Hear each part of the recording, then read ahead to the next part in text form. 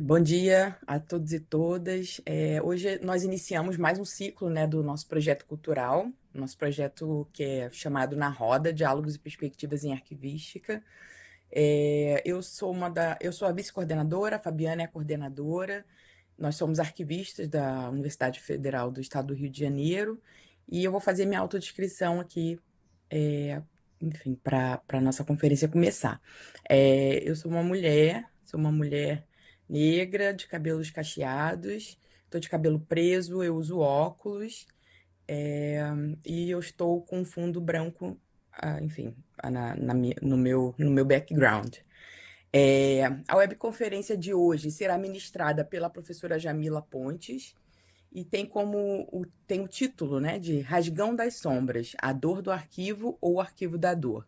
A proposta da palestra é apresentar a cartografia sentimental, desenvolvida por Sueli Ronick, como método de acesso e exumação de vozes silenciadas no arquivo histórico do Hospital Ilha-Foles, o primeiro manicômio português, fundado em meados do século XIX no coração de Lisboa.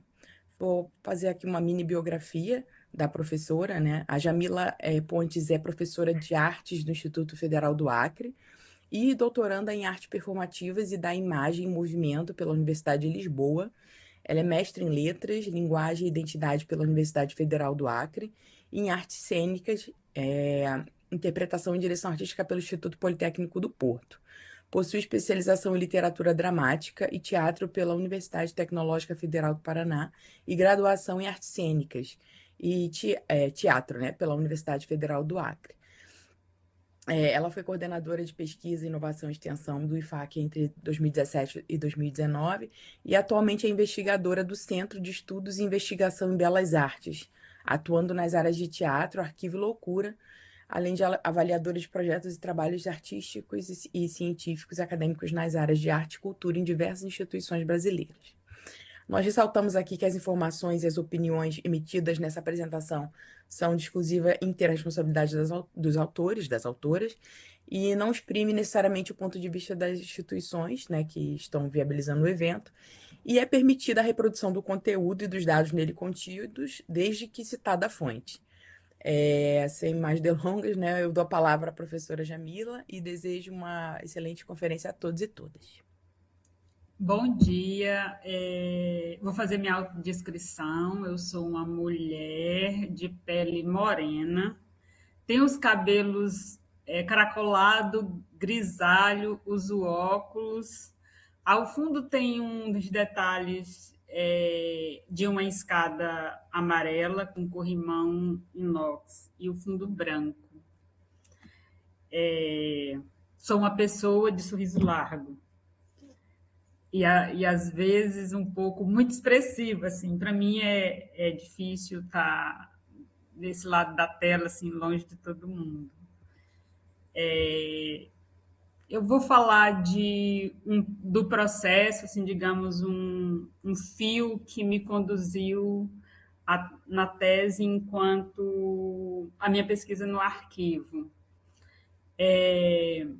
Estou só aguardando a data de defesa e a apresentação de hoje é o que está um pouco na tese, mas também o que eu já venho pensando e articulando pós-tese, embora a defesa não tenha acontecido porque demora.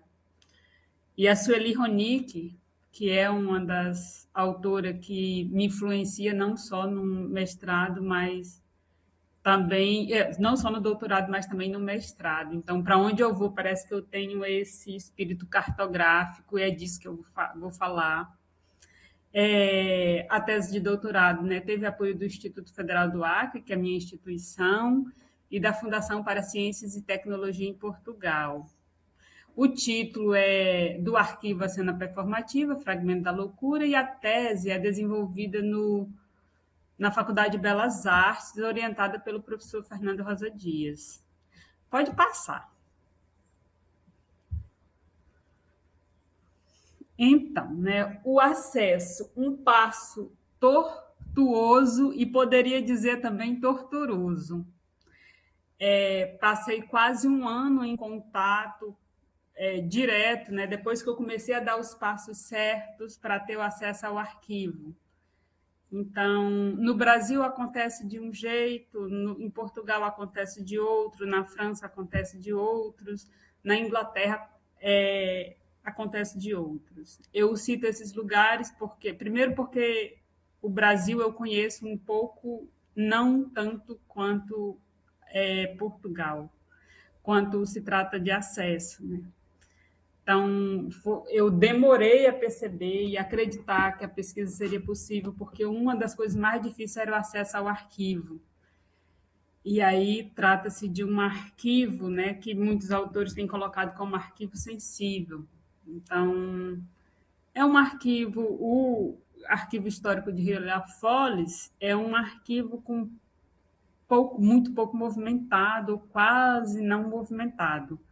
Pelos meus estudos, apenas um autor teve acesso a esse documento, que era um médico psiquiatra que trabalhava com os dados mais da instituição, né? Ele não tinha fim de perceber o que acontecia entre as muralhas de Hierapolis, pensando a partir do ponto de vista dos alienados, né, dos loucos, ou das pessoas que estavam lá aprisionadas. Ele queria perceber o funcionamento da instituição. Então, na tese dele, ele fala que teve acesso, eu percebo os dados, mas o que eu quero dizer é que um arquivo que não tem muito acesso, e então foi um processo muito conversado e muito dialogado para que eu chegasse até lá.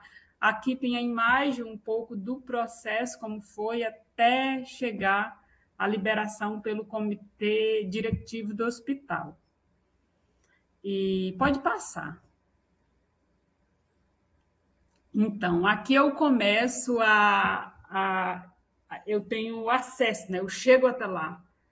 No início, essa pesquisa tinha o objetivo de perceber como essas pessoas viviam lá dentro, que é o primeiro manicômio português, e eu também tinha a ambição de perceber como acontecia no Hospital de Alienados do Rio de Janeiro. Então, o projeto inicial seria um diálogo entre os dois países, o que não foi possível por causa da pandemia. E aí a gente expandiu um pouco os países que me aceitaram abrir as portas dos arquivos. Eu fui só para ter uma noção mínima, né, de como seria, para eu não ficar falando só de um lugar sem ter referência de outros. Então, eu acessei o arquivo de São Servo e São Clemente, que é um dos arquivos mais robustos nesse sentido, né, do arquivo manicomial. Isso, antes de eu ir lá, eu estava lendo o livro do Didi Huberman e ele fala desse arquivo que é monstruoso, robusto. Eu fiquei muito apaixonada. Então, eu tive a oportunidade de ir na Itália e aí eu fui direto lá na Fundação San Servo, que é a Fundação Franco e Franca Basaglia. Esse arquivo está lá e aí eu tive acesso, tive a oportunidade não só de andar entre esse manicômio e no museu do manicômio, mas também acessar o próprio arquivo. E aí depois eu tive uma vontade imensa de perceber como que era as vozes desses alienados, dessas pessoas. Eu falo assim porque é assim que eles estão nomeados. No primeiro manicômio, o que o Foucault fala, né, o primeiro manicômio do mundo, que é Bethlehem. Então, cheguei até lá e tive acesso não só ao arquivista e bibliotecário, que ele me mostrou tudo nas telas, né, como eu poderia ter acesso e tudo. Depois ele nos levou até o arquivo, que foi uma das maiores emoções que eu senti. Então, eu já tinha parâmetros um pouco para perceber como que acontecia em Portugal, mas aí eu não me dei por satisfeita, eu digo, eu quero saber como é que acontecia em Salpêtrière, até porque os livros que me guiaram foi o livro do Didi Huberman. Eu resisti muito à invenção da histeria, porque eu dizia, não, eu sou do teatro, eu não sou das artes visuais, não estudo gênero, então eu não me interesso muito pelo que o Didi Huberman fala na invenção da histeria. Mas quando eu li o pós-fácil do livro dele, eu fiquei muito fascinada e fui parar também entre as muralhas de Salpêtrière. E aí, assim, tem uma imagem que não tive acesso aos arquivos, é uma cidade praticamente, mas eu andei muito no jardim, encontrei umas estátuas, né, das mulheres se contorcendo, né, e essa descrição da, do Didi Huberman com as mulheres que lá viviam e que foram, digamos, catalogadas por Charcot, entre tantos outros, essas mulheres feitas de árvores estão no jardim. Então, para mim, foi uma forma também de ir me constituindo e percebendo como a loucura foi instituída e encurralada entre as muralhas. Eu acho que nesse preâmbulo pode passar. Aqui eu trouxe uma imagem, só um pouquinho. Pode voltar, só um pouquinho. Que é um passo longo, né? Por mais que as imagens estejam aí tudo na mesma tela, do arquivo A Cena Performativa, que primeiro eu abro esse arquivo, eu percebo que é esse arrancar da gaveta, e depois esse material que eu exumo, eu utilizo exumar e não acessar e não levantar. Eu uso exumar. E do outro lado está a peça de teatro produzida por mim com os fragmentos, exclusivamente com os fragmentos do arquivo. Então, é uma peça onde eu tive... O meu trabalho foi praticamente colagem e montagem. Minha inspiração nesse processo de criação foi o Walter Benjamin. E aí a tese toda é esse abrir da gaveta e esse trazer essas vozes para a cena teatral. Pode passar. Então, aqui vocês percebem, nessa outra imagem, que é uma imagem mais aberta do arquivo, que é um arquivo que, para quem trabalha e conhece melhor as técnicas e a área arquivista mesmo, deve dizer muita coisa. Eu fui aprendendo ao longo do tempo. Então, é um arquivo, eu abri todas essas gavetas do que estava no armário de ferro. Então, isso para mim era muito significativa. Eu ainda cheguei a abrir as caixas de papelão, aí, que eu sei que tem outro nome, mas eu me interessei mais pelos armários de ferro e por essa construção que vinha. Então, nessa altura, eu já estava muito próxima do Foucault, que eu sempre estive, mas da Arlette Fage, que foi uma colega do Foucault e que, enquanto o Foucault trabalhava com a questão da loucura, ela trabalhava com a questão judiciária, né, do século XIX, na França. E aí ela vai falar do sabor do arquivo. Enquanto eu tinha acesso a esses arquivos, e aí, assim, é preciso dizer que esse arquivo está numa cave. Essa cave ela é gelada do inverno a verão. Então, as mãos, como a própria Arlette fala, que é esse livro aqui, as mãos elas estão sempre geladas. E pode passar. Tá. Aí aqui eu acho que é o primeiro panorama assim que eu queria falar, e eu acho que na nossa conversa eu vou aprender muito com vocês, que é a dor do arquivo, né? A autodestruição. Então, quem me guia também para pensar e dialogar com esse arquivo é o Derrida. E aqui o arquivo é um corpo que, sobre o peso da instituição, adoece e se consome, destruindo-se. Ele vai falar dessa autodestruição do arquivo. Ele fala de várias maneiras, em várias camadas, porque ele vai fazer uma leitura do arquivo a partir de uma interpretação freudiana. E a minha primeira questão aqui é realmente esse arquivo que sofre, que dentro dos armários de ferro sofre. Ele autodestrói-se. E aí aqui o arquivo de Hilliard-Foley, confinado nos armários de ferro, vive a autofagia. A dor não é metafórica, por enquanto, né? Aqui é uma dor química e física, ao mesmo tempo que tenta preservar, destrói-se invariavelmente. Ele agoniza na escuridão e na frieza dos armários de ferro, passando, inclusive, o seu mal-estar para nossas mãos, mesmo com as luvas. O papel se esfarela ao nosso toque, performando seus últimos e doloridos suspiros. a sua finitude, né? Aqui eu queria abrir um parêntese para falar do meu primeiro contato, eu posso até dizer visual, com isso, né? Eu quero chamar a atenção que aqui eu trabalhei as questões teóricas e o contato com o arquivo tudo ao mesmo tempo. Eu tive uma sorte ou um azar, não sei, né, que nós estávamos na pandemia, mas eu tive um tempo mais alargado para ficar lá. Então, eu não fiz o referencial teórico, não escolhi, depois fui para o arquivo. Eu fiz tudo ao mesmo tempo e era mais o arquivo que guiava o referencial teórico do que mesmo o referencial teórico me guiar dentro do arquivo.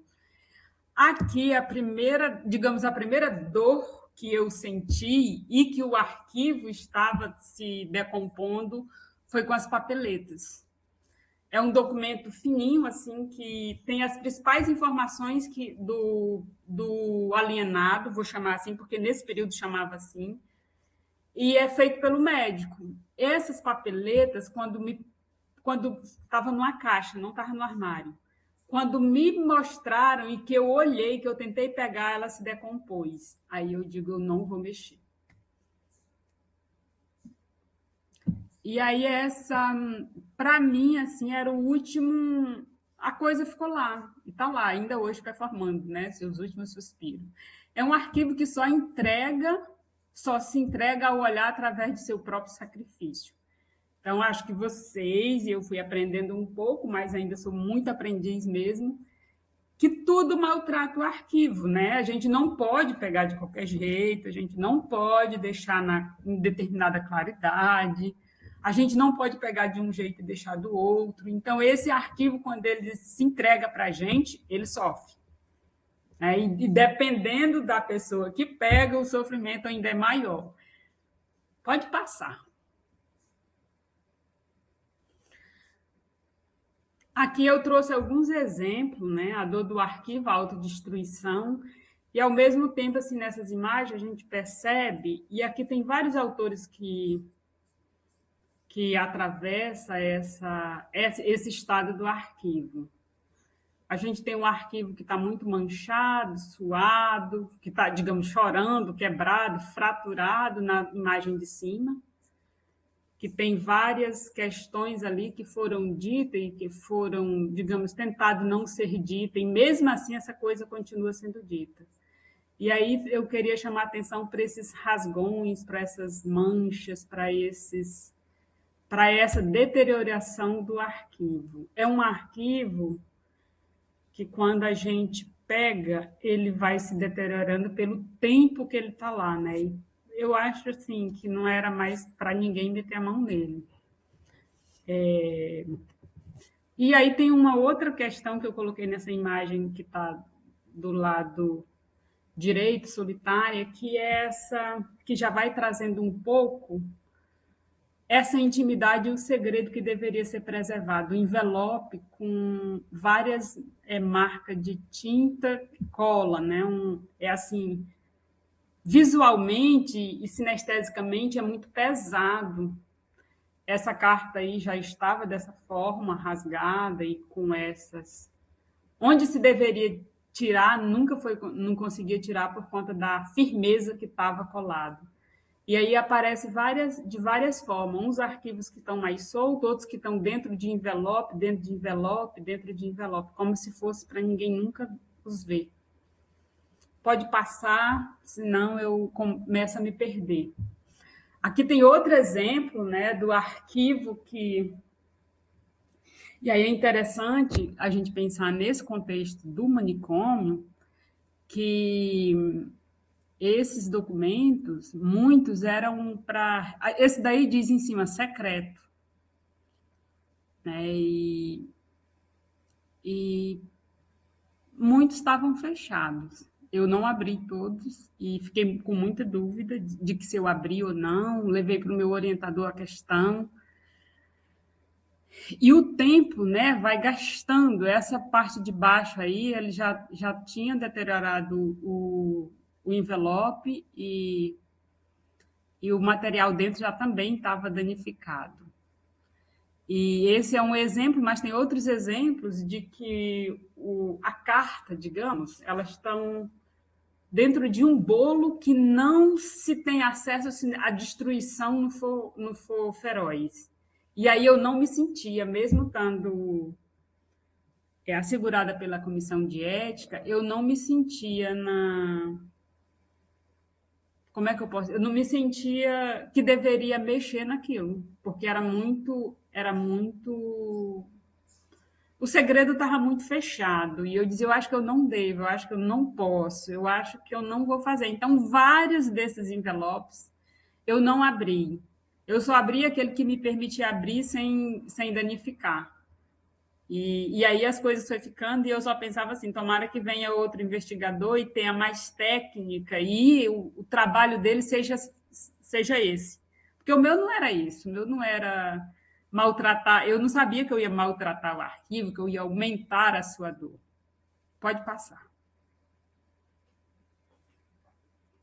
Aí aqui eu trouxe só um exemplo de como estão esses documentos, né, que já está cheio de manchas, que já é difícil de leitura, e com papel, embora esse papel fosse um papel especial, ele já estava ele está muito frio, ele está em sofrimento, como diz o Derrida.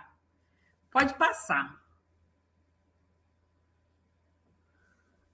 Aqui eu trouxe só uma forma escrita do que eu já falei, eu vou ler rapidamente, porque eu tinha receio de que eu esquecesse, né? E eu digo, se eu esquecer de alguma forma, eu vou ler e a coisa vai ser dita. Então, a dor do arquivo, a autodestruição, a frieza do ferro e a febre do arquivo. O armário de ferro é a armadura institucional que esmaga e asfixia. O choque térmico entre a frieza do metal e a febre que pulsa na matéria, como se fosse uma continuidade da agonia dos corpos encurralado entre as muralhas manicomial ao longo dos séculos.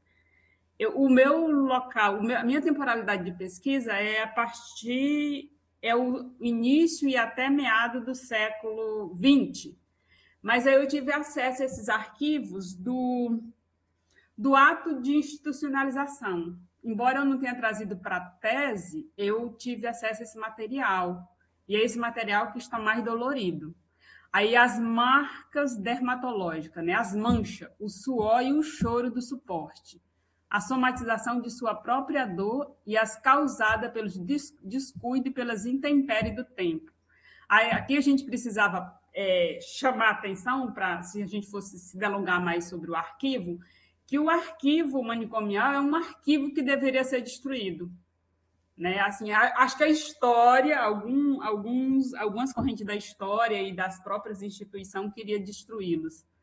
Né? Não é à toa que, de vez em quando, aí no mundo acontece os incêndios, as goteiras, as enchentes. Então, foi no Juqueri que teve um incêndio, que acabou com vários arquivos, né, tanto de dossiê de paciente quanto de documentos institucionais. Aí fala que até uma carta do Freud se foi nesses incêndios. E as goteiras, né? As goteiras são as que vão deteriorando mais lentamente, né? Quando era só uma goteira, mas aí a goteira virou né, ultrapassou, e aí todo o material se perdeu. Então, eu tive vários relatos de que esses documentos foram asfixiados mesmo, né, foram inundados, as goteiras viraram inundações. Aí vem os borrões, as dores da alma que transborda e borra a clareza do saber médico, esvaziando do suportável do suporte, né, o arquivo. Então, a gente percebe isso, acho que o arquivo ele não consegue guardar isso, ele transborda. Aí vem a rasura, que são as cicatrizes das batalhas linguísticas. Aí a gente pega esses documentos, a gente percebe o que é dito de uma maneira racional ou de uma racionalização médica e o do que é dito pelo paciente com as suas próprias palavras, escrita à mão, nos seus desenhos. E o silenciamento, mas ainda assim as vozes que foram riscadas da história, né? Mesmo com toda esse embate linguístico no arquivo e o silenciamento, seja porque arrancou uma parte do arquivo, das páginas do documento, seja porque borrou, fez, ou então tem marcas de bebidas mesmo, que a gente percebe que foi feito naquele ato e não com o tempo. Mas, mesmo assim, nesse silêncio, né, essas vozes que foram riscadas da história ainda estão lá. Né? Elas estão pela sua falta, pela sua ausência, pela sua violência no documento. Aí vem a geometria da fuga. O que seria isso? Arrancar o pedaço que não podia sobreviver via luz. O rasgo funciona como uma performance radical, sendo a presença da ausência. Aí pode passar, que eu acho que isso vai ficar mais nítido no próximo slide. Não, era isso. Agora a gente vai passar, né? Digamos que eu estava falando mais da anatomia patológica do arquivo. Agora eu vou falar um pouco da dor que se perpetua no arquivo. Eu trabalhei nesse arquivo sozinha, de vez em quando eu recebia visita das próprias funcionárias. E aí eu tive a sorte de uma pessoa que trabalhava lá, que foi se tornando muito amiga, né? E aí ela fez essa foto minha. Então, esse é o espaço que eu trabalhei. E essa outra fotografia do lado, onde aparecem as mãos e uma figura, é o arquivo que eu exumei. Aqui eu já estou lidando, não quero centrar, não pela dor do arquivo, mas pela dor que habita o arquivo, né? E aí tem várias formas que essa dor vem. Ela vem escrita à máquina, de datilografia, vem escrita à mão e vem também nos desenhos. Essa imagem, ela não... pode ser que vocês não visualizem direito, mas tem essa figura que está muito mais nítido só a cabeça. Aí, por trás, tem um corpo que está mais nítido a parte inferior. Né? Então, são essas figuras que eu vou ter acesso a partir do toque nesse arquivo. Pode passar. Aí foi o processo que eu adotei, que era de transcrever as coisas que eu achava interessante para um caderno de campo. Então, eu fiquei 1 ano no arquivo, eu preenchi quase completo, né? 6 cadernos. Tem um que não está bem preenchido, que foi mais quase uma revisão daquilo que eu já tinha percebido. E o meu exercício era esse: ler o arquivo e transcrevê-lo para um caderno de campo, para depois trazer para o plano de reflexão e também para o plano artístico. Pode passar. Então, Rasgão das Sombras acabou se tornando o título da minha peça de teatro que eu criei com os fragmentos. Aqui, superada a anatomia patológica do arquivo, que foi essa que eu acabei de dizer, acendemos a dor da alma que habita suas fibras. O arquivo aloja as dores da alma e da terapêutica manicomial que corroía, que o corpo não suportou, nem pôde carregar sozinho. O manicômio encarcerou o corpo e o arquivo acaba por funcionar como uma extensão da muralha, preservando e destruindo a intimidade e os segredos que vieram à luz na emergência da clínica. Aqui é interessante porque eu comecei a perceber que existia, digamos, as dores e as angústias da alma, mas também, acho que se fosse botar numa balança, a gente dizia o que é a dor da alma e o que é a dor da terapêutica, o que é que dói mais aqui. Então, assim, eu fui percebendo e trago essa separação, que é uma dor da existência humana, mas também é uma dor da terapêutica que era aplicado. E aqui, como quase todos os manicômios do mundo, assim, as terapêuticas vinham desde as contenções mecânicas, que são os métodos, já que está lá no Tratado de Pinel, e os métodos mais sofisticados, com uso de medicação.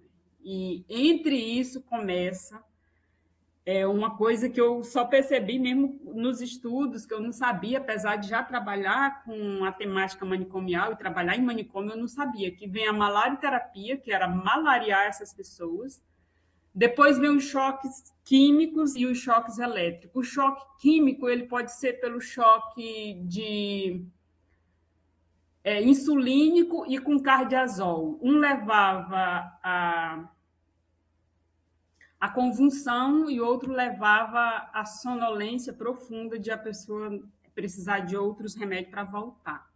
O insulínico, que era esse que levava mais pela... que eu estou esquecendo da palavra agora, ele era, digamos, o mais discreto. Né? E aí vem a terapêutica mais pesada que o mundo inteiro conheceu, que é a lobotomia. A lobotomia é uma cirurgia do cérebro, né, criado pelo Egas Muniz, e que ficou popularizado no mundo em Portugal é chamado de leucotomia, mas com Friedman, nos Estados Unidos, que vai ficar mais popularizada e que se alastrou no mundo inteiro, acabando o cérebro de muitas pessoas, de todos. Era como se fosse a salvação, né? Tanto que recebeu o prêmio Nobel. Então, eu tive acesso a essas terapêuticas desde da contenção mecânica até a lobotomia. A lobotomia ou leucotomia, né? Eu prefiro chamar leucotomia porque eu trabalho no contexto dessa criação. E aí seria um capítulo à parte para a gente falar dessas terapêuticas que estava dentro desse e que está dentro desse arquivo. Então, esse arquivo é uma coisa monstruosa, grande, que dá vontade de a gente se enveredar e nunca mais voltar, sair para fazer outras coisas e continuar, porque é um trabalho necessário. Eu acho que é isso, né? Que a gente precisava entrar um pouco mais nisso. Eu entrei o tanto que pude no segundo capítulo da minha tese, eu me dedico só mais à terapêutica portuguesa. Né? No início eu faço como a loucura foi instituída e como ela foi capturada pela racionalização, isso a gente tinha que ir lá para o Renascimento, para o Iluminismo, e depois como isso se dá em Portugal e como essa terapêutica vai corroendo esses corpos, e depois como chega no arquivo. Eu acho que esse é digamos, o meu ato performático dentro do arquivo. Deixa eu ver, o manicômio... Eu me perdi um pouco, gente.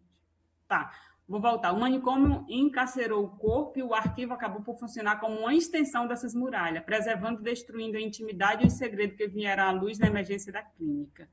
Então, quando a gente pega esse arquivo, primeiro, foi 1 ano para que eu chegasse até lá. E sou muito grata por ter me dado essa abertura.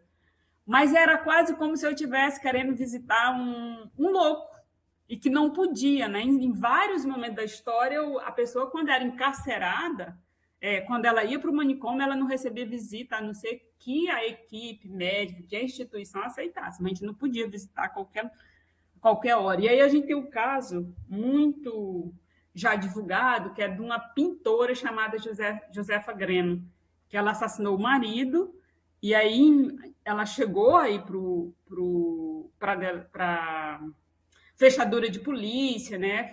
Fizeram o interrogatório e tudo, e ela se autodenominava como assassina, querendo pagar a pena, e ela dizia: eu só queria telas e tinta para continuar pintando. Mas o Miguel Bombarda, que se tornou esse manicômio, o Hilha Folles, depois ele é rebatizado de Miguel Bombarda, disse: não, ela não é assassina, ela é louca. E aí levou ela para o manicômio, ela ficou lá quase 1 ano, e depois de quase 1 ano ela morreu. E aí a história conta que ninguém pôde visitá-la. Apenas um amigo escutou, mas eu acho que ele não pôde, ou ele não disse como que ela estava. Então, uma das minhas questões também era encontrar o que Josefa Greno falou lá dentro, como ela viveu lá dentro. Não encontrei. Eu encontrei, tive notícias sobre ela já nos relatórios médicos publicados no início do século XX. Então, era quase como se eu estivesse querendo visitar um louco, mas, na verdade, eu estava querendo visitar um arquivo. Pode passar, senão eu me delongo demais. Aqui eu trouxe um pouco dessas figuras. Aí, do lado esquerdo, tem uma imagem que vocês observem, em cima tem exame. E aí tem uma pessoa na frente que está sendo conduzido por 2 figuras atrás. Isso aqui é uma cena muito descrita no arquivo, como pegamos, né, foi trazido para o gabinete médico pelos, como é que eles chamam? Era uma espécie de vigia, né? Ele não tinha assim o técnico de enfermagem, foi trazido pela vigia, que tanto podia ser homem como mulher. Né? Na ala feminina, eu fui percebendo que realmente era mais mulheres, inclusive uma médica, muito silenciada em Portugal. Eu só encontrei uma referência sobre ela num livro, que era um livro de ata, que eles chamam lá, que é um anais de congresso, mas eu fui atrás de saber dessa médica e não estava nem no banco de médico do Hospital Geral. E eu fiquei muito curiosa, né? A gente parece que faz uma pesquisa, depois a gente quer ir para outra.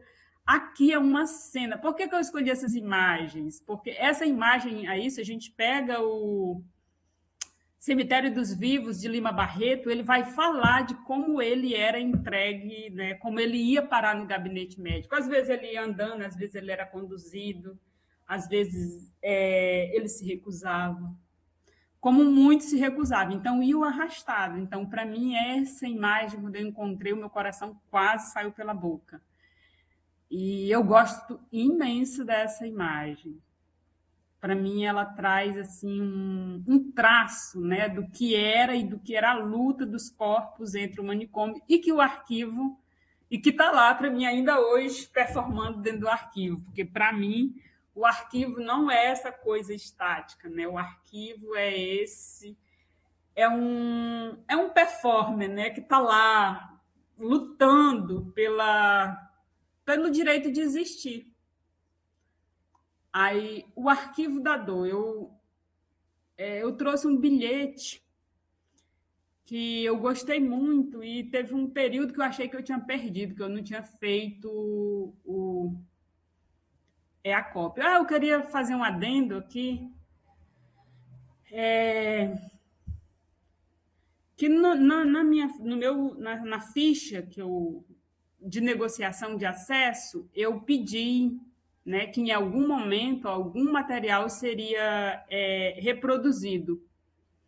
E aí isso foi aceito e aí eu tive o prazer de trazer esse material para vocês e eu tê-los para mim, né? Porque tocar e trazer para a mesa, discutir a nível de tese, para mim era pouco. Eu queria continuar tendo a possibilidade de olhar, né? Já que o toque é outra questão, mas eu posso tocar com os olhos. Aqui eu não sei se eu vou conseguir ler direito porque está pequeno, mas é assim: meu querido pai, muito estimo que o meu bilhete o encontre em plena saúde. E não consigo ler. E minha mãe também. Mas aí ele vai falar isso e depois ele diz assim: eu estou perdido no Oceano Atlântico a 4.000 milhas do Polo Sul. Então, aqui, digamos, se eu fosse trazer isso, seria uma condição que ele diz que está lá dentro, né? E a gente sempre escuta. Eu trabalhei num manicômio durante um pouco mais de um ano, e a gente, eles relatam muito esse estar perdido, esse não me encontro, não sei onde eu estou, não sei quem eu sou. E aí eu trouxe esse bilhete que, para mim, era uma espécie de síntese do que eu tinha encontrado nos corpos vivos que ainda hoje habitam essas muralhas, que ainda existe manicômio em regime fechado no Brasil e em outros países também.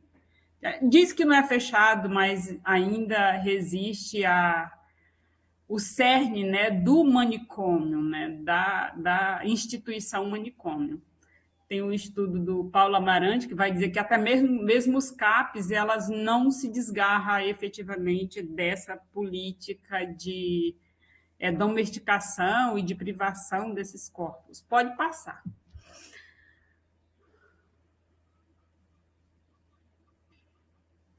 Aqui o arquivo um campo de forças. A dor da alma não está escrita, mas inscrita e ainda vibra. Mas para captá-lo é preciso esticar as orelhas. Essa expressão, esticar as orelhas, pode parecer, é muito pop, né? É o que a gente diria numa mesa de café, mas está escrito no livro de Foucault. Ele diz para a gente chegar perto, a gente tem que ser muito esperto, tem que esticar as orelhas. Não pode ser de qualquer jeito. A gente não vai ter acesso a isso se for simplesmente lá e... Aí tem outra expressão que eu trouxe, que é esfregar os olhos, né? Parece que às vezes a gente... E esse livro aqui...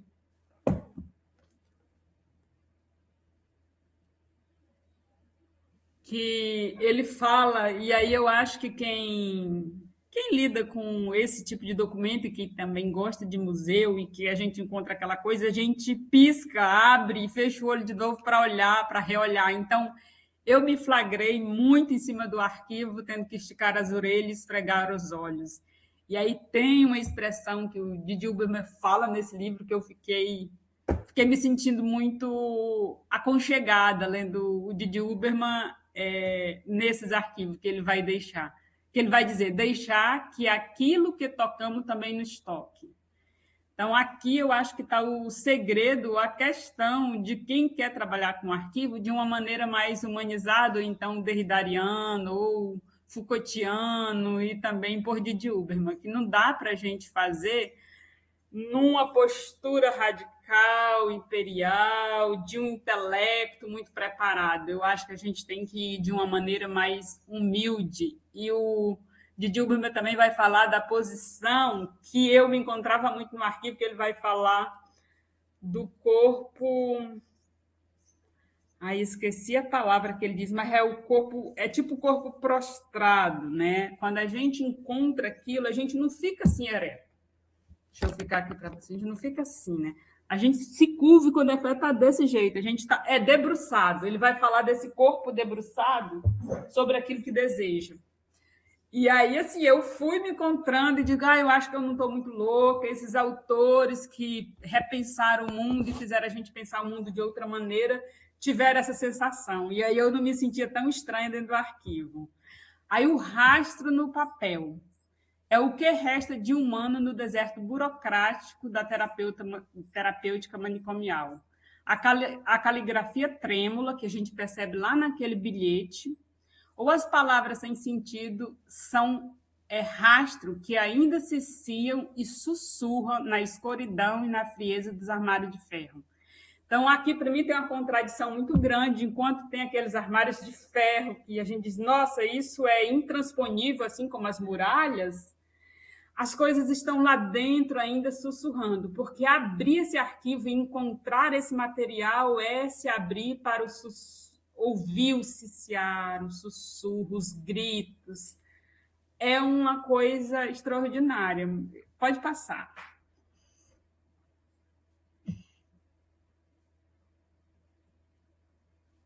Aí aqui eu trouxe um material que eu digo assim, nossa, eu estou vendo erros, né? Gralha nesse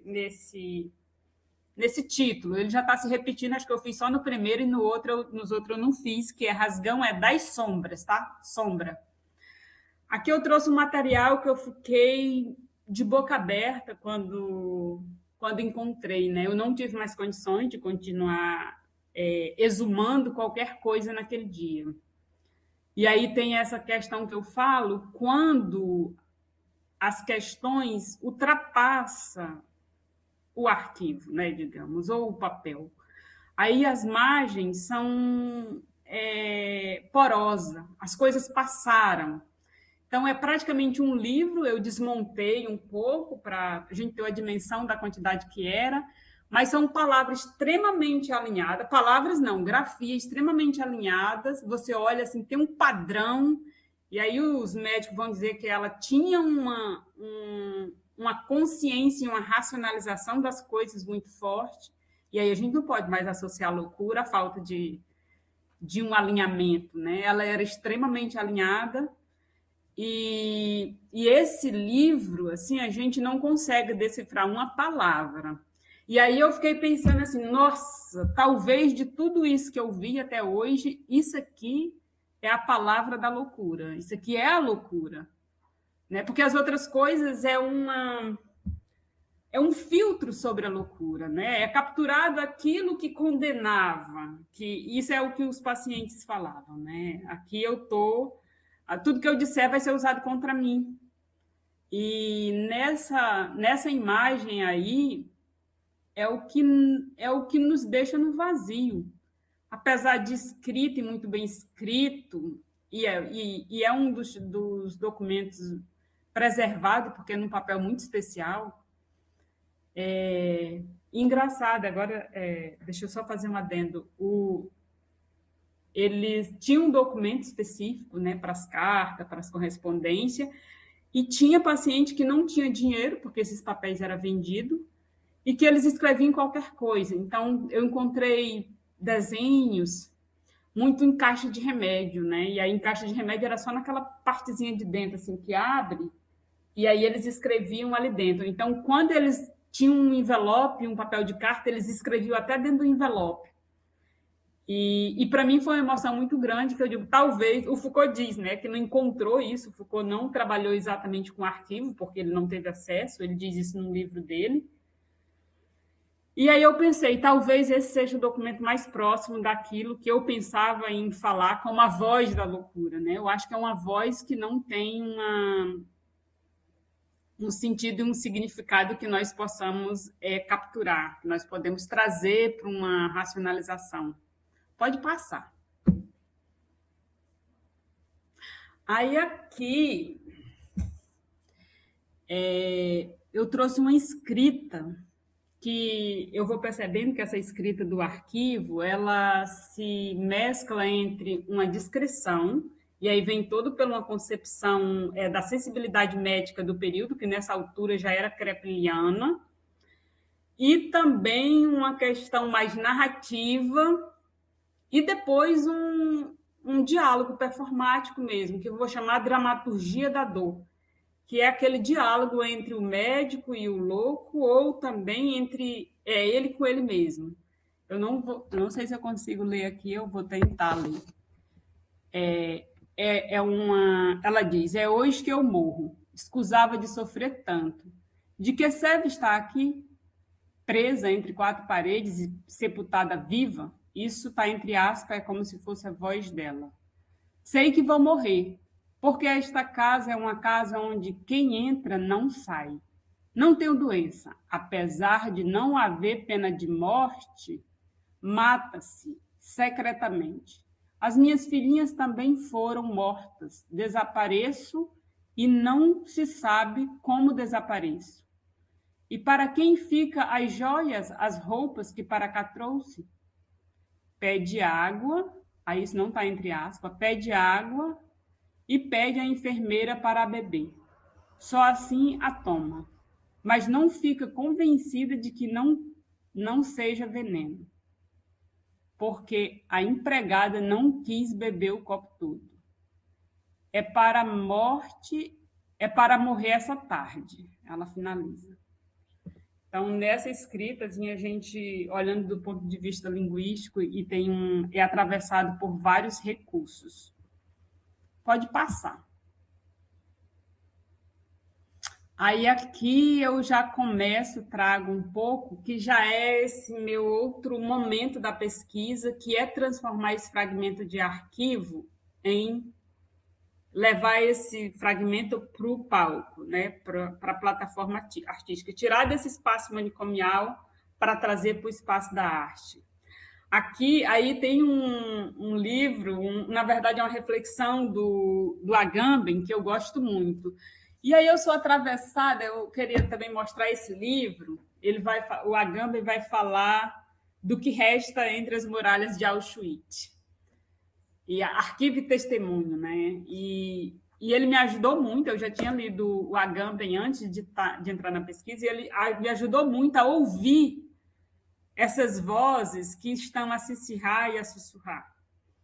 Porque ele vai trazer, a gente tem que repensar essa escrita, repensar essas palavras, e ele vai trazer o silêncio como uma palavra poderosa. Então, aquele papel rasgado do documento não é que não tem nada, não é silêncio, é um silêncio que diz muito mais do que se não existisse. Então, aqui eu começo a performar, a entender, e eu fazia muito isso no arquivo, enquanto lia, enquanto transcrevia para o meu caderno de campo, alguns trechos eu recitava em voz alta lá dentro do arquivo, né? E eu estava nessa cave sozinha, então eu podia falar do jeito que eu queria, lá eu estava muito à vontade, com uma sonoridade muito peculiar, que era o canto dos pássaros, lá é um jardim, né? É uma cave entre muitas árvores, debaixo de muitas árvores, né? Com um pássaro, com gente a gritar ainda as suas dores, que está dentro de um manicômio, eles não chamam manicômio, né? É o Centro Hospitalar Psiquiátrico de Lisboa, que é o Júlio de Matos. Então, aí eu começo a trazer eu começo a não ser só investigadora, mas também ser performer. Começo a me apaixonar por esses fragmentos. E aí o meu sonho, né, era montar esse espetáculo com essas vozes que foram silenciadas. E aí, o que eu tinha falado de que eles aproveitavam tudo, quem não tinha dinheiro para comprar o envelope, o papel de carta, esse daqui é o exemplo, que isso aqui é uma caixa de remédio. E eu achei um dos desenhos mais incríveis, porque se você perceber, esse lado menor é aquela partezinha da caixa de remédio que se encaixa. Deixa eu só trazer uma.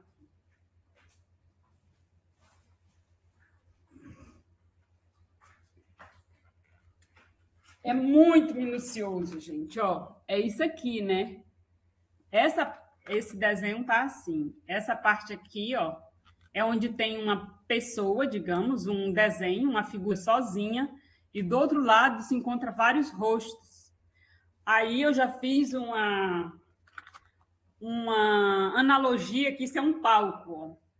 Aqui é a plateia e aqui onde eu estou é um palco. E eu estou a me aproximar e me distanciar, porque foi o meu exercício durante esse processo de tese. Ora, eu me aproximava e era quase eles debruçados em cima do arquivo, relendo suas palavras, gritando as suas agonias e os seus prazeres estranhos, e ao mesmo tempo eu tinha que me distanciar e seguir com a pesquisa, né? E seguir dialogando com os autores, que não foi difícil, para mim era mais um acalento do que um sacrifício de ficar lendo teórico. Para mim era onde eu encontrava pessoas que sentiam algo parecido com o que eu sentia. Eu acho que vai dar certo, né? Porque eu já estou quase ali fechando e estamos no final, para depois a gente conversar. Essa peça está escrita, faz parte da minha tese, ainda não encenei, embora tenha sido produzida em cima de laboratórios, que é o que eu vou mostrar agora. Eu fiz 3 laboratórios para chegar nesse texto teatral. Pode passar. Aqui eu chamei uma atriz, uma performer, para fazer fragmentos de algumas histórias clínicas. Nessa, especificamente, eu tinha uma história clínica que é muito potente. Eu acho que ela poderia ser encenada só ela, só o próprio arquivo, só o próprio dossiê. Lá eles chamam de história clínica, né? No Brasil é prontuário. E aí, na Inglaterra, em Londres, em Bethlehem, é book. Ai, não sei qual é o outro nome, mas em cada lugar tem uma denominação. Aqui, por mais que o manicômio fosse um lugar muito triste, deteriorado e superlotado, assim, com a taxa de mortalidade terrível, que todos esses dados eu trago na tese, tinha pessoas que tinham um quarto sozinha. Né? E aí eu encontrei umas 3 pessoas que tinham um quarto só para si. Gente que passou 63 anos lá dentro, num quarto onde tinha piano, onde tinha flores frescas, e gente que não tinha onde dormir no chão, como eu vou perceber nos relatórios médicos. Aqui, embora eu não trate de uma determinada figura, aqui trata-se de uma mulher, e aí eu acho que meu pós-doutorado vai ser em estudo de gênero. Trata-se de uma mulher que escrevia sem parar. Nela. E aí ela era. O marido dela levou uma máquina de escrever. Então ela passava a noite escrevendo, rasgando, dançando. E aí eu sei tudo isso pelo próprio prontuário, porque a coisa lá funciona. A gente consegue ver essas pessoas na sua performance da dor, porque a equipe de enfermagem era muito olhuda, era muito vigilante. E quando se tratava dessas figuras mais abastardas, eles tinham uma vigilância maior, porque tinha que dar uma explicação maior também para a família. Então, aqui eu chamei uma atriz que se prontificou a estudar mais esse prontuário. Eu acoplei mais algum que tinha a ver um pouco com essa relação com escrita. E, claro, eu agradeço aqui 2 fotógrafos que me ajudaram muito. Um é a Dani Remião, que estava comigo em Portugal, e o outro é o Allen, que topou, assim. Todos esses trabalhos, gente, foi free.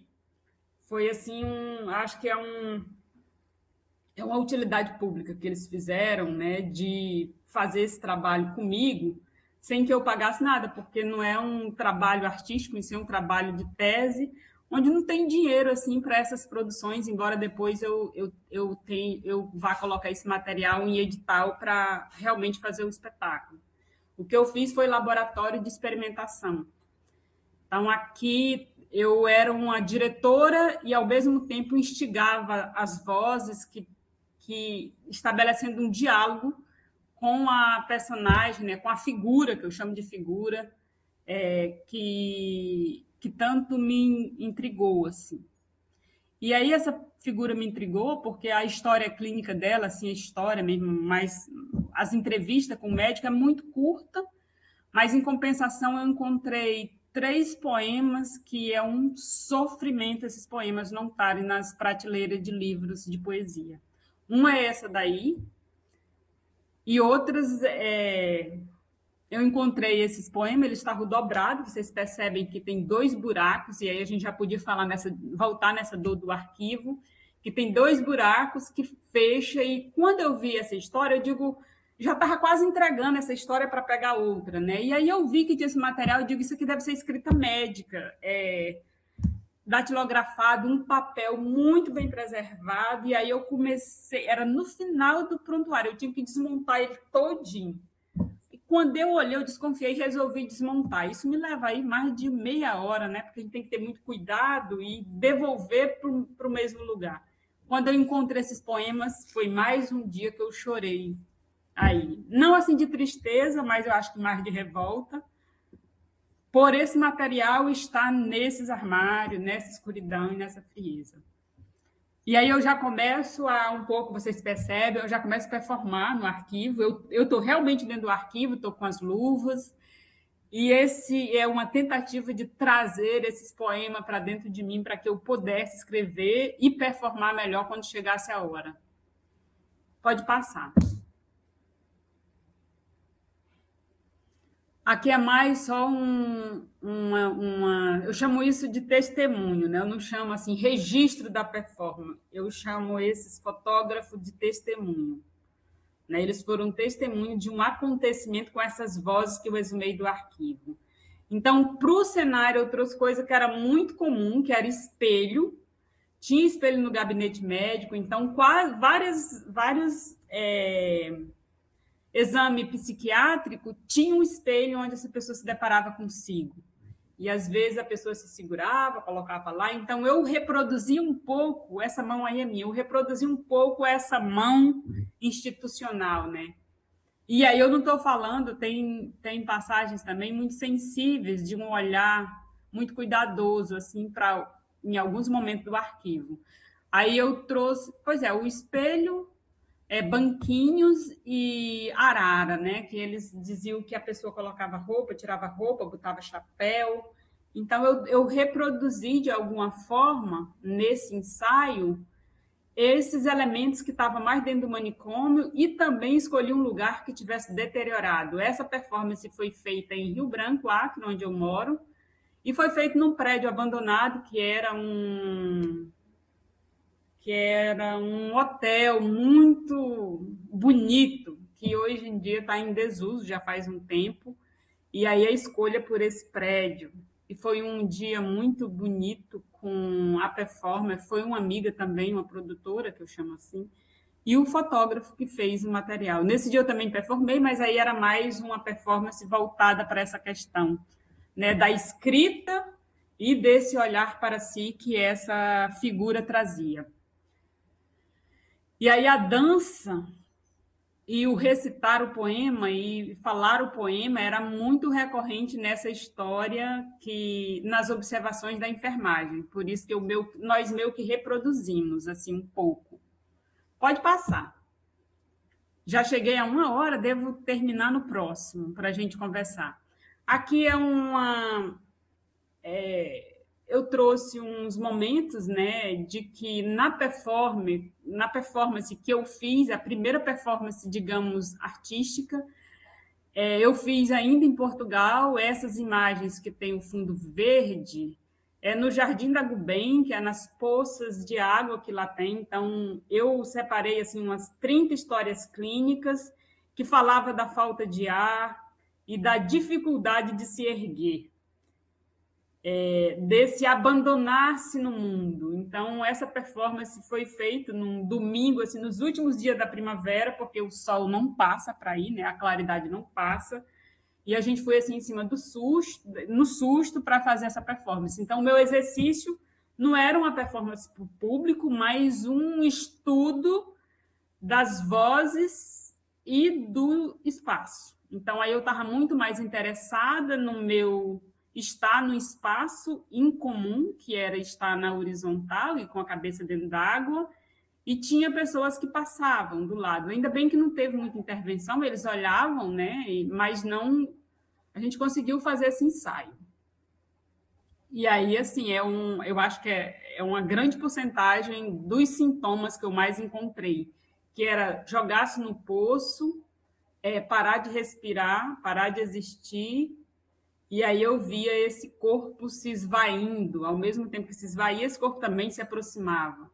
E na mesma lógica eu reproduzi, né? Eu refiz essa performance em que aparece um pouco esse rosto que eu não consigo ter clareza do arquivo.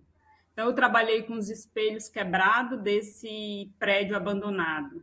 E aí tinha realmente a intenção de que a gente vai se aproximando e deixando que aquilo nos toque, né?